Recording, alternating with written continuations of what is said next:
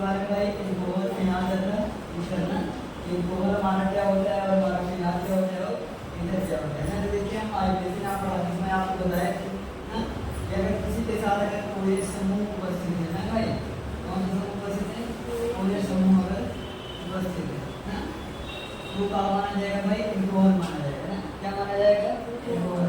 भाई आपके पास कोई एल्किल समूह हो ना एल्किल समूह का मतलब होता है जैसे मेथिल हो एथिल हो कुछ भी हो ना यानी एल्किल क्लोराइड आपके पास होना चाहिए R ना। अर्थात हमारा क्या हो गया मान लीजिए कोई ना कोई एक एल्किल क्लोराइड है मान लीजिए जैसे हम इसको मान लिया कि CH3 ना हमने तो क्या मान लिया CH3। अब ये किसका फार्मूला है भाई CH3। अगर हम आपको थोड़े देखिए CH3 ना। अब देखिए हम बता दें कि H वाले में आपको भाग देना होता है किसी भाई C वाले से ना और H का मान कितना है भाई 3। अगर 3 में अगर आप भाग देंगे किससे भाई C से ना और C का मान कितना है भाई कार्बन में कितना होगा 6 होगा ना। 3 भाग कितना हो जाएगा भाई 6 हो जाएगा ना। तो ओले समूह कहने का मतलब कि एक हमारा कोई ना कोई काम बन गया भाई एल्किल समूह बन गया है ना। हमारे कौन सा समूह भाई तो एल्किल समूह है। तो हमने बताया था देखो H वाले में आपको C वाले से भाग देना है ना। H वाले में किससे भाग देना है भाई C वाले से भाग देना है। तो हमने आपको फार्मूला बताया था कि CN2N+1 एल्किल समूह का एक फार्मूला होता था ना भाई। एल्किल समूह का फार्मूला क्या होगा CnH2n+1। C वाले में आपको भाग देना किसे भाग देना है एक से भाग देना है ना। कितनी बार देना है भाग में से 2 बार दिया जाता है। तो आप 2 बार देंगे भाग में से तो कितना बचेगा भाई 1 और 1 इसमें से तो बच रहा है C वाले समूह में ना। इसी तरीके से हम और भी बताए थे आपको एल्केन का ना किसका बताए थे एल्केन का CnH2n+2 CnH2n+2 ये हमारा कहीं कहीं एल्किल समूह का बना। तो अगर जब एल्किल समूह के साथ अगर OH समूह जुड़ा है ना तो किसका निर्माण हो जाएगा हमारा एल्कोहल का। किसका निर्माण हो जाएगा भाई एल्कोहल का ना। तो अगर आपसे कोई पूछता है कि बताइए एल्कोहल किसे कहते हैं ना तो ये हम बताओ हमारा R क्या है कोई ना कोई एल्किल समूह है ना उसके साथ हमारा क्या जुड़ा है OH ना। OH का मतलब हाइड्रॉक्सी समूह ना। तो आप इस तरीके से बता सकते हैं ना जब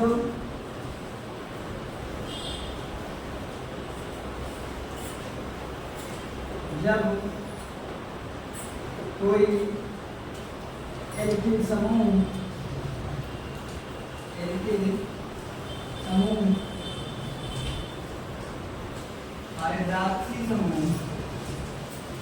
हाइड्रॉक्सी समूह से जुड़ते हैं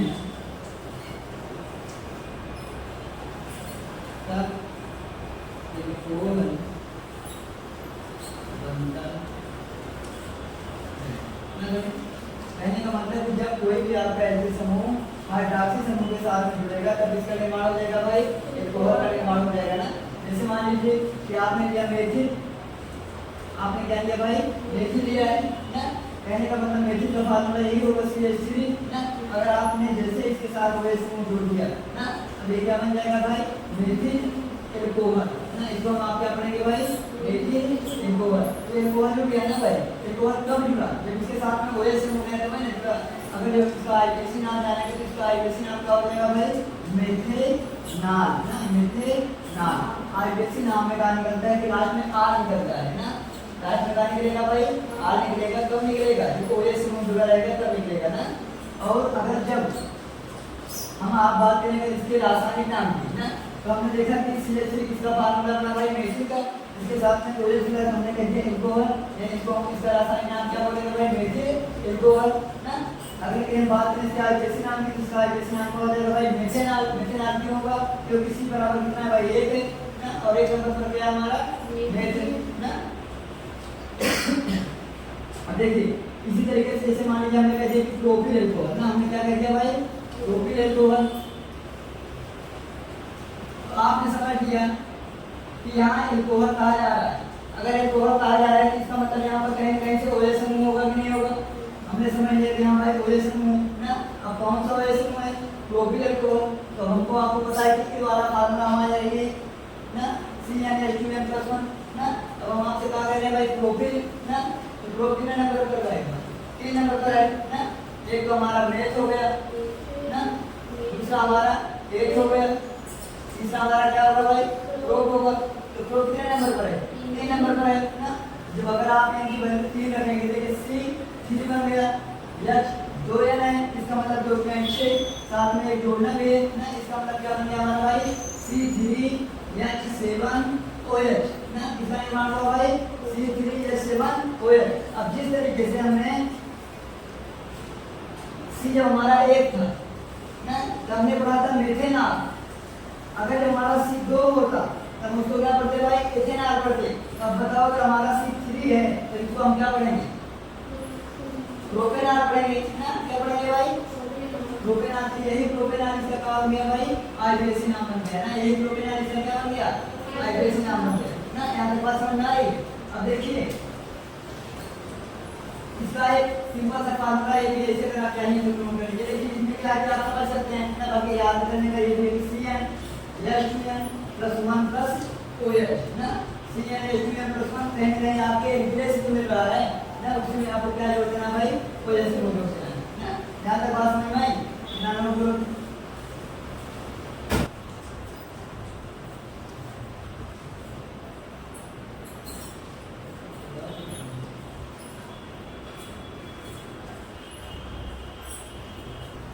देखिए भाई ना, अभी तक हमने कोहल के बारे में जान गए कि कोहल किसे कहते हैं भाई? जिसके साथ में एक समूह और उसके साथ में क्या जुड़ा हो हमारा?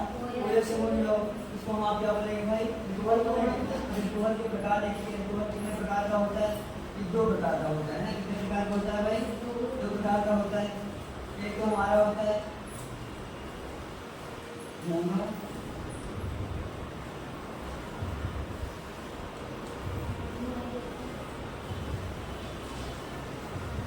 मोनोहाइड्रिक और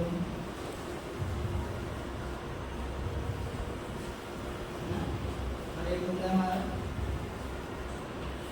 डाइहाइड्रिक।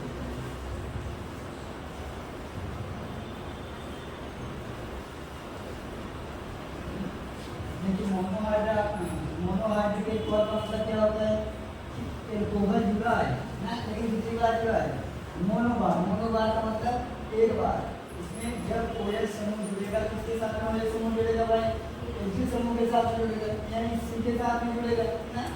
अगर उसमें अगर एक बार अगर कोई कार्बनिक यौगिक यानी H समूह में जुड़ा है, अगर एक बार वो जुड़ा है तो ये हमारा कौन सा अल्कोहल हो जाएगा भाई? मोनोहाइड्रिक अल्कोहल ना। यहाँ तक बात समझ में आई?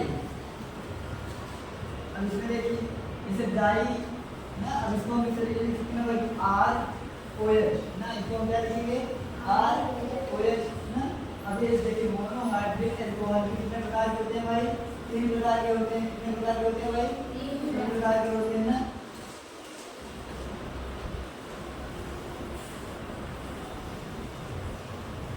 OH समूह जुड़ा, जैसे मान लीजिए हमारे पास है CH3OH ना, CH3OH ना। OH समूह जुड़ा, लेकिन कितनी बार जुड़ा है भाई? एक बार जुड़ा है ना। अगर एक बार जुड़ा है तो प्राथमिक अल्कोहल बन जाएगा ना। एक बार जुड़ा है कितना बन जाएगा भाई? प्राथमिक अल्कोहल बन जाएगा ना। अगर जब यही OH समूह 2 बार जुड़ जाएगा, जैसे CH3OH CH2OH ना। अभी देखो यही OH समूह कितनी बार जुड़ा है भाई? 2 बार जुड़ा है। किससे जुड़ा है? कार्बन से जुड़ा है ना। यानी रिएक्टिव क्लोराइड से OH समूह कितनी बार जुड़ा है? 2 बार जुड़ा है ना। तो ये हमारा क्या बन जाएगा? द्वितीयक बन जाएगा ना। ये हमारा क्या बन जाएगा? द्वितीयक। ये हमारा एक अंश के कार्बन से जुड़ा है ना भाई। कितने अंश के कार्बन से जुड़ा है? एक अंश के कार्बन से। जैसे मान लीजिए C है, CH2 CH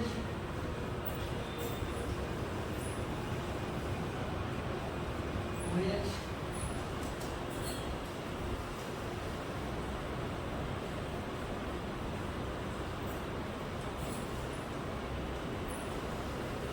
मान लीजिए यही हमारा है। अब ये बताओ प्राथमिक अल्कोहल और द्वितीयक कितनी है? ये हमारा द्वितीयक अल्कोहल होगा ना, क्योंकि OH समूह एक ही बार जुड़ा है ना। लेकिन इस कार्बन में से जुड़ा है, दूसरे कार्बन से जुड़ा है ना। अगर जब H पहले कार्बन से जुड़ रहा है, अगर जैसे मान लो कि CH3OH था हमारा ये वाला ना, प्राथमिक के लिए देखो सी था हमारे पास, इसे हमको आपको जोड़ना था कितने भाई 3 एच जोड़ना था ना, 1 एच 2 एच 3 एच और क्या था भाई ओ एच था ना। अब इसमें देखो पहले कार्बन भाई एक कार्बन है ही ना, तो उसी की वजह से समूह जुड़ गया है ना, कि हमारा क्या हो जाएगा भाई प्राथमिक बन जाएगा ना। इसी तरीके से अगर मान लीजिए आर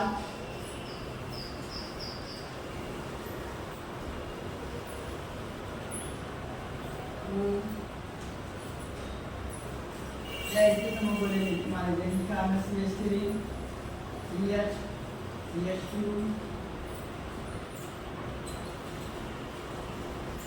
CH2 OH ना। अब हम बात करें ये कौन सा होगा भाई, ये कौन सा एल्कोहल हमारा माना जाएगा, ये हमारा तृतीयक एल्कोहल होगा ना, क्यों तृतीयक एल्कोहल होगा, क्योंकि देखिए जो है इसमें हम आपको बता रहे थे कि देखिए इसमें जो है ये जो हमारा हाइड्रोक्सी समूह है यानी हमारा जो OH समूह है ना, ये जुड़ा है किससे जुड़ा है कार्बन से, और कितने कार्बन से जुड़ा है जी एक कार्बन से जुड़ा है ना। इसका मतलब क्या होगा प्राथमिक है ना होगा ना। प्राथमिक अगर कोई आपसे पूछता है बताओ मोनोहाइड्रिक एल्कोहल किसे कहते हैं ना, तो पहले तो आपको इसी परिभाषा बतानी पड़ेगी ना, मोनोहाइड्रिक एल्कोहल किसे कहते हैं।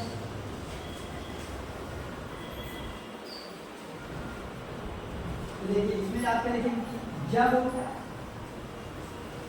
एल्किल समूह में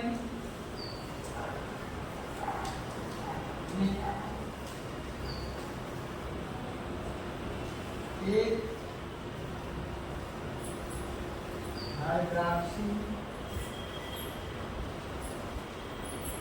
समूह उपस्थित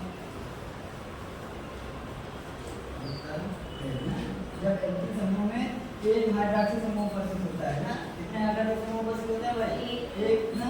अगर हम बात करेंगे इसकी भाई इसमें क्या हो जाएगा ये डाई है, तो आपको हम बताएं कि एक बार के लिए क्या पढ़ा जाता है भाई मोनो ना, 2 बार के लिए डाई और 3 बार के लिए क्या पढ़ा जाता है जी ट्राई ना। मोनो डाई ट्राई टेट्रा पेंटा हेक्सा ना, ये सारी बातें बताई गई है। अब देखिए तो इसका मतलब ये हुआ कि जब कोई भी आपके साथ एल्किल समूह में एक हाइड्रोक्सी समूह मिला हो ना, अभी हम आपने देखो जैसे ये हुआ कि ROH ना, R और OH ना, इसका मतलब कोई ना कोई एक कार्बन है उसके साथ में बात कर रहा है OH समूह जुड़ा है ना। जैसे C है इसके साथ में 3 या 4 जोड़ दीजिए ना, और दिखा दीजिए यहाँ OH ना। तब ये जो हमारा हाइड्रोक्सी समूह है इसी को सिर्फ एक एक कार्बन से जुड़ा है ना, एक एक कार्बन से जुड़ा है ना जी। फिर किसका एग्जांपल हो गया भाई मोनोहाइड्रोक्सी एल्कोहल हो गया ना। डाई का मतलब ये हुआ जब एल्किल समूह में अलग अलग कार्बन से जो अलग अलग हाइड्रोक्सी समूह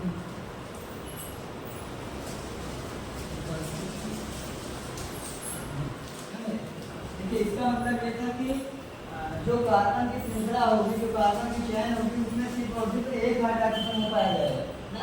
अब वो किसी भी नंबर पर जुड़ा हो ना, तो नंबर आपको प्राथमिक रूप से तृतीयक में लेके जाएगा ना। इसका कहना था कि जो OH समूह है हमारा जुड़ेगा वो सिर्फ और सिर्फ कितनी बार जुड़ेगा एक बार जुड़ेगा एक के साथ ना। लेकिन इन्होंने कहा कि इसे CH2 CH3 OH ना,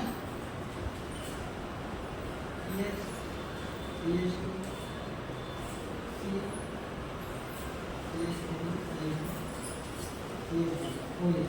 अगर मान लीजिए आप यही कोई एक श्रृंखला है ना, अब ये बताओ किसके अंतर्गत आ गई हमारी डाई हाइड्रोजन के अंतर्गत आएगी ना भाई, किसके अंतर्गत आएगी डाई, क्यों डाई के अंतर्गत आएगी क्योंकि देखिए OH समूह कितनी बार जुड़ा है जी 2 बार जुड़ा है ना। और इसमें हाइड्रोक्सी समूह जुड़ने की कितनी बार बात हुई है एक बार बात हुई है ना। इसका मतलब ये हमारा क्या हो गया मोनो, और ये हमारा क्या हो गया डाई हो गया ना। यहाँ से बात समझ आई। अब इसी मोनोहाइड्रिक एल्कोहल को 2 भागों में बांटा गया है ना। पहला पार्ट दिया गया थी प्राथमिक एल्कोहल,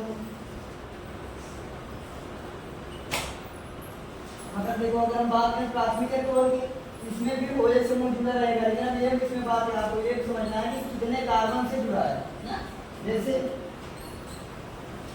CH 3OH, CH3OH। तो ये जो हमारा OH समूह है किससे जुड़ा है? एटेन कार्बन से जुड़ा है ना। इसका मतलब हमारा क्या हो गया? प्राथमिक एल्कोहल हो गया। इसको आप किस तरीके से लिख सकते हैं? जब एल्किल समूह में, जब एल्किल समूह में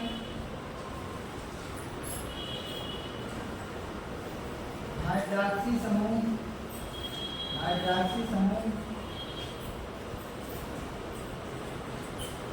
पहले अंश कार्बन से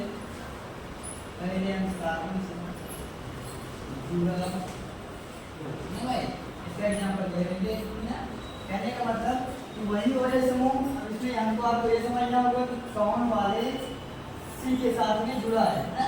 तो जैसे मान लीजिए अगर पहले C के साथ जुड़ा होगा तो प्राथमिक हो जाएगा ना। अगर दूसरे C के साथ जुड़ा होगा, दूसरे C के साथ जुड़ा होगा तब क्या बन जाएगा? ये द्वितीयक हो जाएगा। अगर ये बताओ कि तीसरा कब होगा?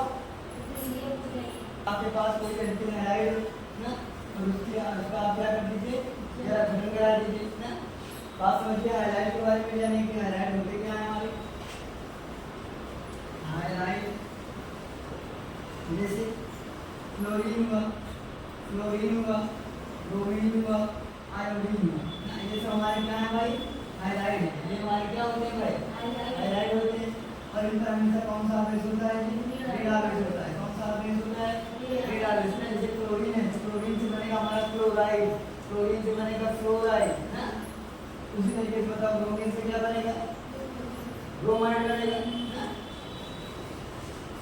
एल्किल हाइलाइट के जल अपघटन से ना। आप कोई एल्किल समूह ले लीजिए, मान लीजिए आपने ले लिया CH3 ना। एल्किल समूह हो गया भाई आपका मेथिलीन है, आपका मेथिलीन ले गया। अपने इसके सामने आप क्या ले लीजिए जी? हाइलाइट ले लीजिए ना। क्या लीजिए? हाइलाइट लीजिए। हाइलाइट का लीजिए, कोई एक हाइलाइट आप लिख लीजिए। कौन सी हाइलाइट आप लिखना चाहते हैं बताइए? क्लोरीन ना, क्लोरीन प्लस जल अपघटन ना। पहले मतलब हमको आपको जल अपघटन करा देना है। अगर हम इसकी क्रिया अगर हम कास्टिक सोडा यानी OH के साथ कर दें ना, इसकी क्रिया किसके साथ कर दें भाई? यानी OH के साथ कर दें। अब देखिए हमेशा रासायनिक क्रिया में आवेश आपको पता होना चाहिए, किस पर धन आवेश होगा और कौन किस पर ऋण आवेश होगा। और धन आवेश और ऋण आवेश आप तभी पता आपको तभी पता चल पाएगा ना। इसके लिए आपको क्या करना होगा जी? परमाणु क्रमांक आपको सबको पता होना चाहिए ना। और सब परमाणु क्रमांक का आपको इलेक्ट्रॉनिक विन्यास आना चाहिए ना। तभी आप जान पाएंगे किस पर धन आवेश है, किस पर ऋण आवेश है ना। क्योंकि धन आवेश किस पर आधारित होता है? धन आवेश या ऋण आवेश किसी भी इलेक्ट्रॉन पर आवेश ऐसे बता देना, इस पर धन आवेश है कि ऋण आवेश है। ये सब बातें किस पर आधारित होती हैं? ये सब बातें आधारित होती हैं उसके संवेदकता पर ना। अगर उसकी संवेदकता अगर प्लस में है ना तो धन आवेश होगा, अगर माइनस में है तो कौन सा आवेश होगा जी? ऋण आवेश होगा ना। तो हमने ले लिया भाई CH3 ले लिया, यानी मेथिल ले लिया। इसके फिर हमने आप क्लोरीन से करा दिया ना। क्लोरीन से इसलिए करा दिया क्योंकि यहाँ पर साथ में लिया गया आपको हाइलाइट लेना है ना। जब आप इन्हें और इसके साथ कराएंगे देखिए यानी कि ऊपर एक धन आवेश होता है, यानी ऊपर कौन सा आवेश होता है भाई? धन आवेश होता है ना। और OH के ऊपर कौन सा आवेश होता है? ऋण आवेश होता है। इसी तरीके से क्लोरीन के ऊपर भी कौन सा आवेश होता है? ऋण आवेश होता है। अब ये प्लस वाला तो इसके साथ बनाया ही है ना। अब इसके साथ बनाने से क्या मतलब है? किसी भी वाले के साथ में आएगा ना। अब ये देखो बन गया आपका NaCl, ये किसका निर्माण हो गया जी? NaCl का ना, यानी सोडियम क्लोराइड ना। और साथ में क्या बच रहा है? CH3 और OH, CH3OH। अब बताओ ये किसका फार्मूला है? CH3 को आप क्या पढ़ते आए थे? मेथिल ना। आप यहाँ पर मेथिल पढ़े, साथ में क्लोरीन का आपने मेथिल क्लोराइड हो गया ना। लेकिन यहाँ पर भी वही CH3 है, क्योंकि हम यहाँ पर भी तो वही मेथिल पढ़ेंगे। हमने भी यहाँ पर मेथिल पढ़ी है, लेकिन अब यहाँ पर OH समूह है। अभी हमारा हाइलाइट नहीं है, ये क्लोरीन ब्रोमीन आयोडीन नहीं है ना। ये हमारा एक क्रियात्मक समूह है। और अगर OH समूह है तो हम किसके बारे में पढ़ रहे हैं भाई? एल्कोहल के बारे में पढ़ रहे हैं ना। ये हमारा क्या बन जाएगा? मेथिल एल्कोहल ना। किसका निर्माण हो जाएगा भाई? मेथिल एल्कोहल का। इसको इसमें हम इसीलिए लिखेंगे ना जी, जब मेथिल क्लोराइड की क्रिया ना, जब मेथिल क्लोराइड की क्रिया सोडियम हाइड्रोक्साइड के साथ कराई जाती है तब सोडियम क्लोराइड तथा मेथिल क्लोराइड बनता है, मेथिल एल्कोहल बनता है। समझ में आ रहा है? अब देखिए आगे लिखा है कि एस्टर के जल अपघटन से ना, एस्टर के जल अपघटन से। तो सबसे पहले तो आपको एस्टर का फार्मूला पता होना चाहिए कि एस्टर का सूत्र होता क्या है ना, एथिल एसीटेट ना, आप ले लीजिए एथिल एसीटेट। अब देखिए एसीटेट है, हम बार बार बताएं कि CH3COO ना, CH3COO को हम आप क्या पढ़ते हैं भाई, एसीटेट पढ़ते हैं ना। और इसी तरीके से एसीटेट के साथ में हमारा जुड़ा है एथिल, इसलिए हम एथिल का फार्मूला लिखेंगे और एथिल का फार्मूला होगा भाई C2H5 ना, C2H5। इसमें को हम पढ़ते आए थे एसीटेट, इसको हम क्या पढ़ेंगे एथिल यानी एथिल एसीटेट। और इसके प्रक्रिया हमको आपको किसके साथ करा देनी है भाई, किसी न किसी क्षार के साथ करा देनी है, कोई भी क्षार KOH है, NaOH है, MgOH है ना, किसी के भी साथ करा सकते हैं। तो कैसा होना चाहिए, क्षारीय होना चाहिए ना। जब आप इसके साथ कराएंगे NaOH के साथ में, अब देखिए हमको बनाना क्या है, एल्कोहल ने बनाना है। एल्कोहल बनाने की तो हम विधि डाल के बैठे हैं ना। तो पहले हम देखेंगे एल्कोहल कहाँ से बनेगा। तो हम पहले OH समूह को अलग करना चाहेंगे ना, OH समूह को हमने अलग कर लिए ना, OH समूह को मान लीजिए हमने अलग कर लिए ना। अब बचा हमारे पास क्या है, C2H5 है, हमें C2H5 को इसके साथ में C2H5 OH हमारा हो गया। तो बन गया है एथिल एल्कोहल, एथिल को हमारा बन गया। तो बच क्या रहा है हमारा, ये इतना बच रहा है CH3COO ना, CH3COO। अब अभी तक इसके साथ में एथिल था तो हम तो एथिल एसीटेट पढ़ते थे ना, लेकिन अब इसके साथ में कौन जाएगा, ये नहीं जाएगा, यानी सोडियम में जाएगा ना। तो सोडियम को हम आप क्या पढ़ेंगे, सोडियम में पढ़ेंगे पहले के, यानी किसका प्रतीक है, सोडियम का प्रतीक है। तो सोडियम को हम यहाँ नहीं पढ़ेंगे ना, CH3COO ये नहीं ना, CH3COO ये नहीं। यहाँ तक बात समझ में आ रही है। ये किसका है भाई, एस्टर के जल अपघटन से ना। जब आप एथिल एसीटेट की अभिक्रिया कास्टिक सोडा के साथ में कराएंगे तब आपको क्या मिलेगा भाई, एथिल एल्कोहल मिल जाएगा और साथ में मिलेगा आपको सोडियम एसीटेट। यहाँ तक बात समझ आ गई होगी। आगे देखिए क्या है कि एथिल एल्कोहल की उपस्थिति में ना, कहने का मतलब कि अगर एथिल एल्कोहल की उपस्थिति में ना, अगर आप फिर मेथिल एल्कोहल से अगर आप अभिक्रिया करा दे रहे हैं तो लगातार जो है मेथिल एल्कोहल आप ऐसे यानी बनता रहेगा ना। इससे पहला रहेगा तो कुछ थोड़ा सा इसे एथिल एल्कोहल के बारे में जानते हैं ना, एथिल एल्कोहल का मतलब होता है वही शराब पी जाती है ना, एथिल एल्कोहल होता है। तो देखिए कई भागों में बनता रहता है ना। आगे देखिए लिखा है कि एसीटेल्डिहाइड के जल अपघटन से ना। तो देखिए एसीटेल्डिहाइड का फार्मूला होता है CH3CHO ना। अब कह रहा है कि जल अपघटन से ना, या तो आप ऑक्सीकरण करा दीजिए या तो आप अपचयन करा दीजिए। और अपचयन का मतलब होता है कि या तो आप ऑक्सीजन की उसमें कमी कर दीजिए या तो फिर हाइड्रोजन की वृद्धि कर दीजिए। मान लीजिए हमने कर दिया हाइड्रोजन की वृद्धि, यश लिख दिया ना। अब अगर हमने यश लिख दिया यहाँ पर तो एक यश को हम लिख नहीं सकते क्योंकि यश के लिए लिखना है तो हमको आपको दो बार लिखना होगा।